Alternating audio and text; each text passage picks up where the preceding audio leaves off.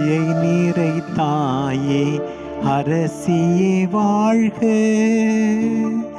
எங்களின் வாழ்வே தஞ்சம் நீயே, இப்பரதேச ஏவையின் மைந்த.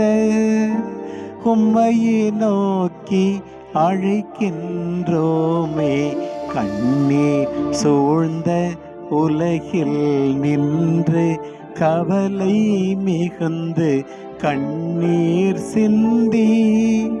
உம்மையே நோக்கி பெருமூச்செறிந்தோம், தயை நீரை கண்களை எம்பால் திருப்பும். எமக்காய் என்றும் பரிந்திடும் தாயே, வாழ்வின் முடிவில் திருக்கனியாம்.